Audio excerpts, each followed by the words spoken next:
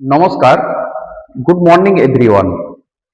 দেখো, আহ, আজকে আমরা যে ক্লাসটা নেব, এই ক্লাসটা হলো তোমাদের 1.1.1 এর বিএড যে পার্টটা চলছিল তারই 4 নম্বর ইউনিট। ঠিক আছে, 4 নম্বর ইউনিট কি আছে? Individual difference. এই ইন্ডিভিজুয়াল ডিফারেন্সটা নিয়ে আমরা বিস্তৃতভাবে পড়বো। এটা খুব একটা ক্লাসে আশা করি হয়ে যাবে। এটা নিয়ে বিশাল একটা ডেসক্রাইব করার কিছু নেই, তোমাদেরকে জাস্ট আমি বলবো, বললেই তোমরা বুঝতে পারবে। আর যদি মনে হয় যে এই চ্যানেলটা তোমাদের খুব উপকারে লাগছে, যদি মনে হয় ভিডিওটা ইনফরমেটিভ, তাহলে আমাদের এডুগঙ্গা চ্যানেলে একটা লাইক, শেয়ার এবং সাবস্ক্রাইব অবশ্যই করে দিও। ঠিক আছে? তো দেখো, এখন আমরা যেটা দেখব, আমাদের কি ছিল 1.1.1 ইউনিট 4। আমরা গত ক্লাসে ইউনিট 3টা কমপ্লিট করেছি, সেটা প্রায় সবগুলোই কমপ্লিট হয়ে গেছে। এখন যেটা আমরা পড়বো সেটা হলো ইউনিট 4, যেটা ইন্ডিভিজুয়াল ডিফারেন্স, মানে ব্যক্তি বৈষম্য। দেখো, এইটা নিয়ে আলোচনা করার আগে আমি তোমাদের দু একটা কথা বলে নিই। ব্যক্তি বৈষম্যটা কি জিনিস? এর দেখবে তোমাদের পরীক্ষাতে যদি আসে, এর সংজ্ঞা আসবে বা এর বৈশিষ্ট্য আসবে। তো এটা যদি আমরা আলোচনা করি, আলোচনা করলেই তোমরা বুঝতে পারবে যে ব্যক্তি বৈষম্যটা কি জিনিস। আমি একজন ব্যক্তি, তুমি একজন ব্যক্তি। এই দেখো, আমি আমার যে ক্যারেক্টার, আমার যে নেচার, তোমার কি সেটা? তোমার একটু আলাদা। বা অমুকের নেচার, তার কি এক? তোমার যে বন্ধু, দেখবে দুজনের মধ্যে অনেক সময় মেল হয় না, কেন না? ইন্ডিভিজুয়াল ডিফারেন্স, ব্যক্তিগত বৈষম্য। তো এই ব্যক্তিগত বৈষম্যটা হলো এমন একটা জিনিস যেটার দ্বারা একজন ব্যক্তিকে আরেকজন ব্যক্তি থেকে নিখুঁতভাবে আলাদা করা যায়, আলাদা করা যাচ্ছে, সেটা হচ্ছে গিয়ে ব্যক্তি বৈষম্য। ব্যক্তির মধ্যে এমন কোন একটা জিনিস থাকে যেটা আমাদের উভয়কে আলাদা করতে সাহায্য করে, এটাই হচ্ছে ব্যক্তি বৈষম্য। এর বৈশিষ্ট্য কি? ব্যক্তি বৈষম্যের বৈশিষ্ট্য কি হয়? এটা অনেক সময় পারিবারিক সূত্রে পাওয়া, আবার অনেক সময় অর্জন করা। আমার আজকে যে নেচার, আমি আজ তোমাদের এখানে ক্লাস নিচ্ছি বা পড়াচ্ছি, আমার যে নেচার, আমার ফ্যামিলির নেচারের সাথে অনেকটা মেল খায়। আবার কিছু জিনিস যেগুলো আমি অ্যাডাপ্ট করেছি, সেগুলো আমি নিয়েছি। ঠিক আছে? তো এই জিনিসটা আমরা স্পষ্টভাবে দেখতে পাই। এরপর দেখো, এরপর ঢুকবো আমরা আমাদের বিষয়ে। তো এই ব্যক্তি বৈষম্যের বেশ কয়েকটা দিক আছে। তো সংজ্ঞা বললাম, বৈশিষ্ট্য বললাম যে এটা ব্যক্তি বিশেষে আলাদা হবে। আবার এটা অনেক সময় পারিবারিক থেকে অর্জিত বা বাহার থেকে, মানে বাইরে থেকে অর্জন করাও হতে পারে। এইভাবে বৈশিষ্ট্যগুলো তোমরা লিখতে পারো। ঠিক আছে? এরপর দেখো ব্যক্তি বৈষম্য, ব্যক্তি বৈষম্যের দিক। ব্যক্তিগত বৈষম্যের যে দিক, তার প্রথম হলো দৈহিক। দৈহিক যে ডিফারেন্স কি রকম? কেউ অনেক লম্বা, কেউ অনেক খাটো, কেউ মাঝারি, কেউ কালো, কেউ ফর্সা, কেউ মাঝারি টাইপেরও হয়, কেউ মোটা, কেউ রোগা, মাঝারি টাইপেরও হয়। তো এই যে দেখো দৈহিক যে ভেদ, এইভাবেও কিন্তু আমরা ইন্ডিভিজুয়াল ডিফারেন্সটা করতে পারি। সেটা কিসের মাধ্যমে? দৈহিক। তাহলে দৈহিক আকৃতির মাধ্যমে আমরা এই ইন্ডিভিজুয়াল ডিফারেন্সটা করতে পারি। 2 নম্বরে দেখো মানসিক। মানসিক যে ইন্ডিভিজুয়াল ডিফারেন্স, সেটা কিরকম? আমার মন কি হয়, অনেক সময় মনে হয় যে আমি কাউকে দান করব, আবার অনেকে দান করতে চায় না। অনেকে কি চায়? অন্যের উপকার করতে চায়। অনেকে আবার সেই ঝামেলার মধ্যে জড়াতে চায় না। এই যে দেখো মানসিক চিন্তা ভাবনার যে ভেদ, সেটাই হচ্ছে গিয়ে মানসিক ইন্ডিভিজুয়াল ডিফারেন্স। বুঝা গেল? তো মানসিক ইন্ডিভিজুয়াল ডিফারেন্সটা কি জিনিস? না, যেটা আমাদের মানসিক চিন্তা ভাবনাকে আলাদা করতে সাহায্য করে। ওকে, নেক্সট দেখো মেজাজগত। মেজাজগতটা কি জিনিস? না, দেখবে অনেক সময় কেউ কেউ হট টেম্পার হয়, আবার কেউ কেউ খুব ধৈর্যশীল হয়। এই হট টেম্পার এবং ধৈর্যশীল, আমরা কারোর সাথে কথা বলতে ভয় পাই, কেননা ও খুব হট টেম্পার, ও ও সাথে সাথে রেগে যাবে কিছু একটা কথা বললে। আবার অনেকে কি হয়, ধৈর্য ধরে কথাটা শুনবে, শুনে তোমাকে বোঝাবে একদম শান্ত মস্তিষ্কে। তো মেজাজগত কিন্তু ইন্ডিভিজুয়াল ডিফারেন্স আমরা দেখতে পাই। নেক্সট দেখো সামাজিক। সামাজিক কিরকম, অনেকে হয়, অনেক ব্যক্তি হয় সোশ্যাল। যেমন আমার হয়তো সমাজে কাজ করতে ভালো লাগে, কারোর হয়তো সমাজে কাজ করতে ভালো লাগে না। কেউ দেখবে একদম অন্তর্মুখী, সে একদম কি করে হয়তো চুপচাপ থাকে, সে সমাজের কোনো কি হচ্ছে যাচ্ছে অত তার মাথা ঘামানোর টাইম নেই।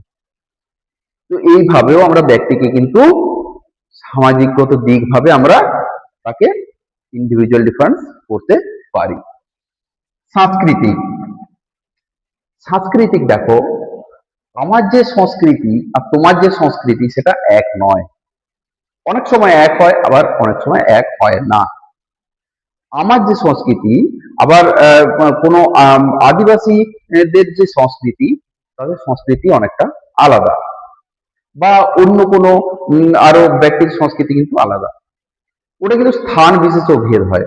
আমি এখানে দাঁড়িয়ে যে আমার সংস্কৃতি, আবার তুমি কলকাতাতে চলে যাও, সেখানে যখন সংস্কৃতিটা দেখবে, সেই সংস্কৃতিটা কিন্তু আলাদা। আমি এখানে যখন কোনো কাজ করি, সেই কাজটা এখানে সমাজ যেভাবে নেয়, ওখানে কিন্তু সেইভাবে নাও নিতে পারে। এখানে ওখানের যে মানুষের চিন্তা ভাবনা, এখানে চিন্তা ভাবনা সম্পূর্ণ আলাদা। ওখানে অনেকটা ওপেন মাইন্ড টাইপের, আর এখানে ন্যারো মাইন্ড টাইপের, মানে অতটা ওপেন নয়, অতটা ওপেন পছন্দ করে না। ঠিক আছে, তো এইভাবে আমরা দেখতে পাচ্ছি যে সাংস্কৃতিক ভেদ কিন্তু হয়। তারপরে দেখো প্রাক্ষবিক। প্রাক্ষবিক মানে ইমোশন। তুমি একটা গল্প বলছো বা আমি একটা গল্প বলছি, তোমারই একটা বন্ধু সেই গল্পটা শুনে কেঁদে ফেলছে, আবার আরেকজন সেটা শুনে হাসছে। এই যে প্রক্ষোভ, ইমোশন, একজন কাঁদছে একজন হাসছে, এই যে ইমোশনের ভেদ, এটা হচ্ছে গিয়ে ইন্ডিভিজুয়াল ডিফারেন্সের একটা পার্ট। শিক্ষাগত। শিক্ষাগত কিন্তু এটা তোমরা ক্লাসরুমের মধ্যেই দেখতে পাও। যে ক্লাসরুমে যখন আহ, কোনো এডুকেশনাল বলো, যখন আমি কোনো কিছু বলছি, বা তোমরা যখন কিছু অর্জন করছো শিক্ষাগত দিক দিয়ে, তখন দেখবে সবাই কিন্তু একভাবে জিনিসটা নিতে পারে না। আমি যেভাবে তোমাকে বলছি তুমি সেইভাবে নিলে, বা অন্য আরেকজন ঠিক তার উল্টো ভাবে নিল জিনিসটা। একটা উদাহরণ দিলে তোমরা ভালো বুঝতে পারবে। আমি বলছি, আমি ক্লাসরুমে এখানে বসে আছি, একটা বাচ্চা এখানে দাঁড়িয়ে আছে, একটা বাচ্চা গেটের বাইরে দাঁড়িয়ে আছে, দুজনে বলছে স্যার আসছি। আমি বললাম হ্যাঁ। দেখো, একজন বেরিয়ে গেল আর একজন ঢুকলো, একজন বেরিয়ে গেল আর একজন ঢুকলো, দুজনেই কিন্তু আসছি বললো। তাহলে আসা মানে কি, ভেতরে ঢোকা না বাইরে বেরোনা? ঠিক আছে, এইটা হচ্ছে গিয়ে শিক্ষাগত, মানে বোঝার একটা ব্যাপার। আমি যেভাবে ব্যাখ্যা করছি তুমি সেইভাবে ঠিকঠাক ভাবে বুঝতে পারছো কিনা, সেটাই হচ্ছে শিক্ষাগত। বা আবার এরকমও দেখতে পাই যে শিক্ষাগত দিক থেকে তুমি অনেক শিক্ষিত, আবার তোমার বন্ধু যে, সে হয়তো অতটা শিক্ষিত নয়। তার কারণ তুমি হয়তো অনেক বাইরের খবর রাখো, তোমার বন্ধু সেটা রাখে না। তো শিক্ষাগত দিক থেকে এইভাবে আমরা ইন্ডিভিজুয়াল জিনিসটা দেখতে পাই। তারপর দক্ষতার। দক্ষতার জিনিসটা কি না, দক্ষতা জিনিসটা হলো কোনো কাজের প্রতি যে তার নিবিড় যে প্রয়াস। আমি একটা কাজ তোমাকে শেখাচ্ছি, তুমি যেভাবে শিখবে তোমার বন্ধু কি সেইভাবে শিখতে পারবে? কারো শিখতে কম টাইম লাগে, কারো শিখতে অনেকটা টাইম লাগে। তো দক্ষতা অর্জনের ক্ষেত্রে আমাদের ইন্ডিভিজুয়াল ডিফারেন্সটা কিন্তু আমরা দেখতে পাই। সেইভাবে দক্ষতা অনুসারেও কিন্তু আমরা এই ভাগটা করতে পারি। কেননা দক্ষতা সবার সমান নয়, সবার অ্যাচিভ করার ক্ষমতাটা সমান নয়। আমি যখন সিম্পল ভাবে বলছি, অনেক ছেলে বুঝতে পারছে, অনেকে বুঝতে পারছে না। যে বুঝতে পারছে না তার জন্য আবার সিম্পল করে, মানে তার থেকেও সহজ করে আমাকে বোঝাতে হবে। এই যে দক্ষতার ভেদ, মানে যে নিচ্ছে তার নেওয়ার ভেদ, বোঝা গেল জিনিসটা? তো এইটা গেল আমাদের ব্যক্তিগত বৈষম্য। এই ব্যক্তিগত বৈষম্য আলোচনা করতে গিয়ে আরেকটা জিনিস দেখো এখানে আছে 4.1.4 এ শ্রেণীকক্ষে ইন্ডিভিজুয়াল ডিফারেন্সের শিক্ষাগত তাৎপর্য। সেখানে শিক্ষাগত তাৎপর্য কি কি আছে? একটা হচ্ছে শিক্ষানীতি প্রণয়ন। দেখো একটা ক্লাসের মধ্যে একরকমের বাচ্চা থাকে না, থাকে কি একরকম? আমরা যতজন আছি এখানে ক্লাসে সবার কিন্তু মেন্টালিটি, চিন্তা ভাবনা, আমরা দেখতেও সবাই আলাদা, দেখতেও এক নয়। দুটো চোখ, একটা নাক, দুটো কান সবারই আছে, দুটো হাত, দুটো পা সবারই আছে, কিন্তু তাও দেখো সবাই কিন্তু আমরা দেখতে আলাদা, তো শিক্ষানীতি প্রণয়নটা কি জিনিস না, এই যে আলাদা আলাদা স্টুডেন্ট এখানে আছে সবাই যাতে বুঝতে পারে, সবাই যাতে একসাথে বসে ক্লাস করতে পারে, সেই ধরনের কোন শিক্ষানীতিকে প্রণয়ন করা। Individual difference. পাঠ্যক্রম সংগঠন। পাঠ্যক্রমকে যখন সংগঠন করা হবে, পাঠ্যক্রমকে যখন তৈরি করা হবে, তখন কি করতে হবে? তখন সবার দিকগুলো মাথায় রেখে করতে হবে, যে ইন্ডিভিজুয়াল ডিফারেন্স জিনিসটাকে মাথায় রেখে তবে গিয়ে পাঠ্যক্রম সংগঠন করা যায়। শিক্ষণ পদ্ধতি নির্ধারণ। আচ্ছা দেখো, যখন আমরা কোনো কাজ করছি, আমরা স্কুলে যখন থাকি বা কলেজে যখন থাকি তখন গ্রুপে অনেক কাজ করতে হয়। তো গ্রুপে যখন কাজ করব তখন সেইভাবেই গ্রুপ ক্রিয়েট করতে হয় যেখানে মেন্টালিটি গুলো এক ধরনের হবে।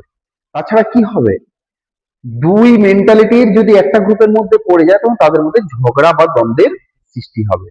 সেইটা যাতে না হয় সেই জন্য কি করতে হবে আমাদের, না গ্রুপগুলো সেইভাবে ইন্ডিভিজুয়াল ডিফারেন্সটাকে দেখে চিন্তা ভাবনা করে তারপর সেইটা কিন্তু ইয়েটা করতে হবে। তো এটা গেল শিক্ষণ পদ্ধতি নির্ধারণ।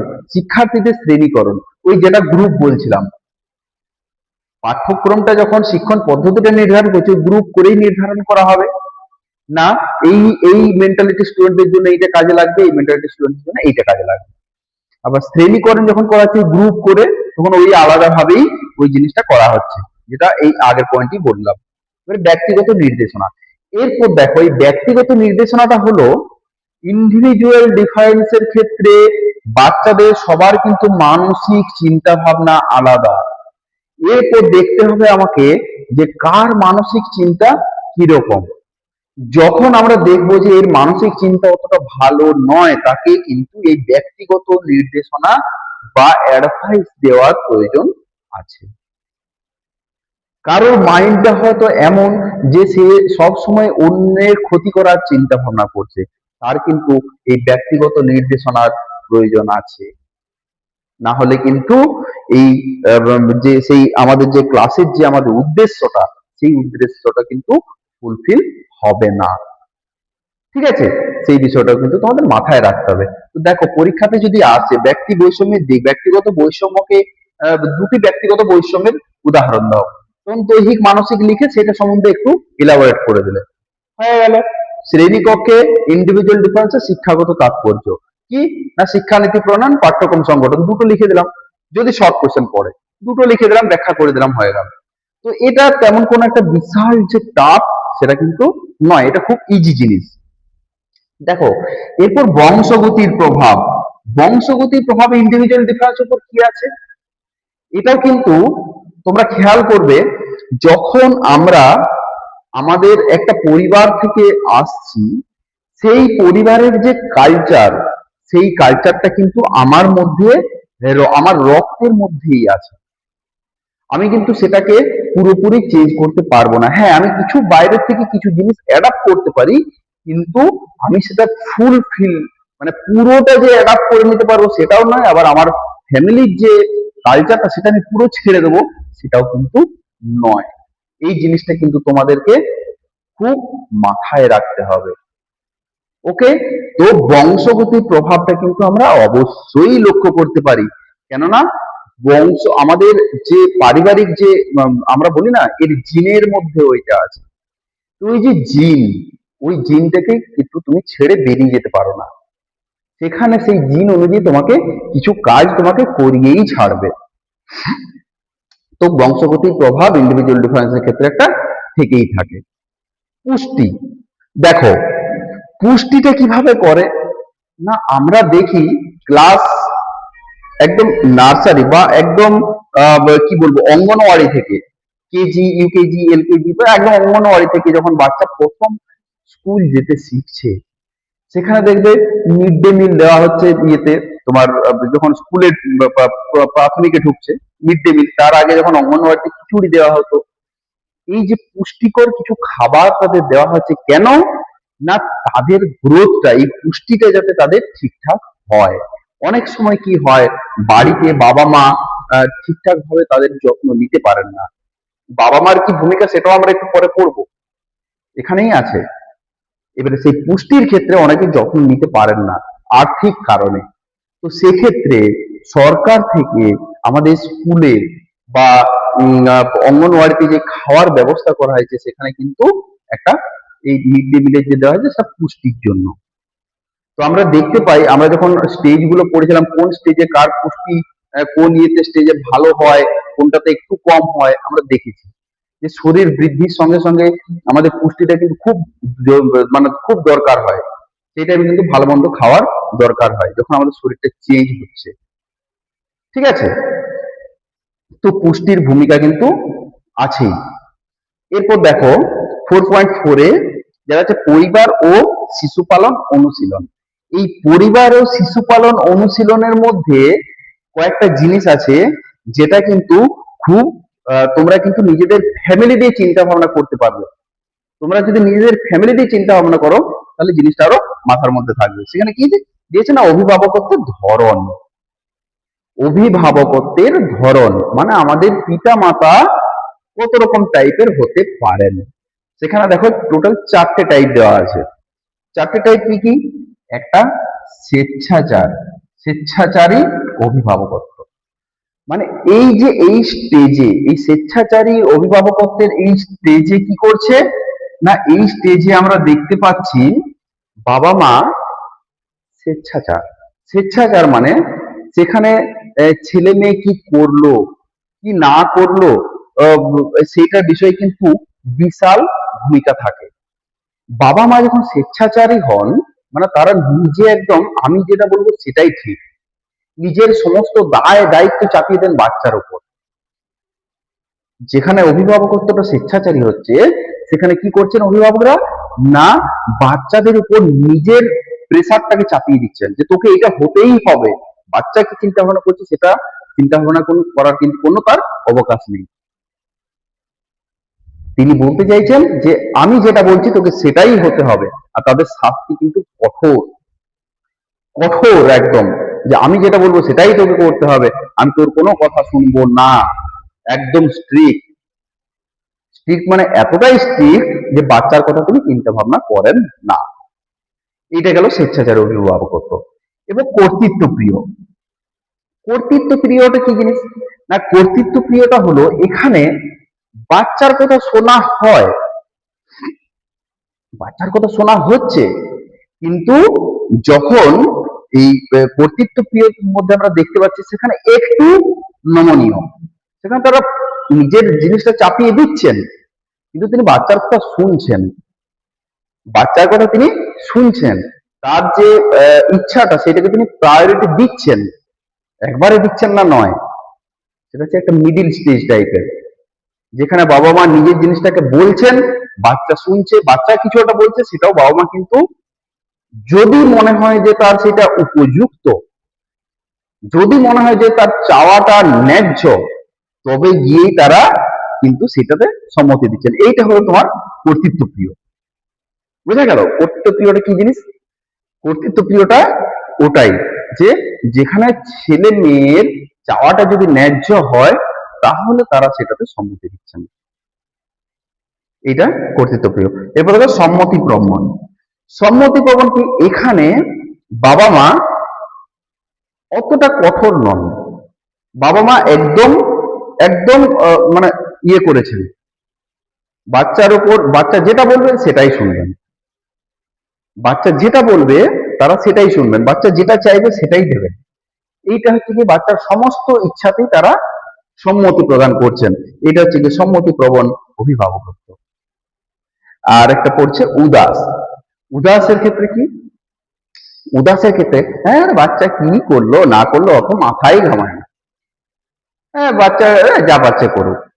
তারা হয়তো বাচ্চার সাথে অতটা যোগাযোগই রাখে না বা অতটা কথাই বলে না ভালোভাবে। ও যা পারছে করুক।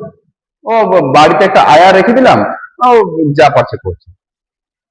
মানে তাদের সেই বাচ্চার প্রতি কোনো দায়বদ্ধতাই নেই, শুধু সময়ে টাকাটা দিয়ে দিলেই হয়ে গেল। যেটা উদাস, উদাস অভিভাবকত্বের মধ্যে পড়ছে। মানে আমরা যেটা দেখছি মোটামুটি আমাদের এই সাইকোলজিক্যাল দিক থেকে এই কর্তৃত্ব প্রিয়টাকে কিন্তু আমরা অনেকটা অনেকটা ভালোভাবে দেখছি। এই কর্তৃত্ব প্রিয় অভিভাবকত্ব যেটা, এটা অনেকটা সম্মতি, মানে যেটাতে মানে সম্মতি দেওয়া যায়, এটা মোটামুটি ঠিক আছে। ঠিক আছে, তো কর্তৃত্ব প্রিয়টা আরেকবার বলে দিই তাহলে কি না, কর্তৃত্ব প্রিয়টা যেখানে তারা সর্বে সর্বা অভিভাবক, কিন্তু বাচ্চার যে ইচ্ছাটা সেটাকে তারা প্রায়োরিটি দিচ্ছেন, এই জন্যই এটা হচ্ছে উৎকৃষ্ট। বোঝা গেল? তো এইটা ছিল আমাদের আজকের ক্লাস, যেটা 4.4.4 এ ছিল। তো তোমাদের পরীক্ষায় যদি আসে অভিভাবকত্বের ধরন, তো এই 4টে ধরন আছে, 4টে ধরন তোমরা ইজিলি লিখতে পারবে যদি নিজের বাস্তব উদাহরণ দিয়ে যদি মনে রাখার চেষ্টা করো, নিজের ফ্যামিলি দিয়ে যদি উদাহরণ মনে রাখার চেষ্টা করো, বন্ধুর ফ্যামিলি দিয়ে যদি উদাহরণ মনে রাখার চেষ্টা করো, তাহলে ইজিলি লিখতে পারবে, কোনো সমস্যা নেই। আর সব সময় মাথায় রাখবে যখন পরীক্ষাতে লিখবে তখন কিন্তু নিজের ভাষাতে লিখবে, না তো বইয়ের ভাষা। নিজের ভাষাতে লিখবে, সেটাতে কিন্তু বেশি মার্কস পাবে। সেটা কিন্তু টিচার পছন্দ করেন কি না, এ নিজের থেকে লিখেছে, জিনিসটা বুঝেছে, বুঝে নিজের থেকে লিখেছে। ওকে, তো এইটা গেল আমাদের আজকের ক্লাস। আজকের ক্লাস এই পর্যন্তই। ইন্ডিভিজুয়াল ডিফারেন্সটা আমাদের কমপ্লিট হলো। এরপরে আমরা ইউনিট 5টা দেখবো। ঠিক আছে, তো এখানে যদি কোনো বুঝতে সমস্যা থাকে তাহলে অবশ্যই কমেন্টের মধ্যে জানিও। ওকে, আজকের ক্লাস এই পর্যন্তই। যদি ভিডিওটা ইনফরমেটিভ লাগে তাহলে একটা লাইক, শেয়ার এবং সাবস্ক্রাইব করে দিও। ঠিক আছে, আজকের ক্লাস এই পর্যন্তই। সবাইকে অসংখ্য ধন্যবাদ।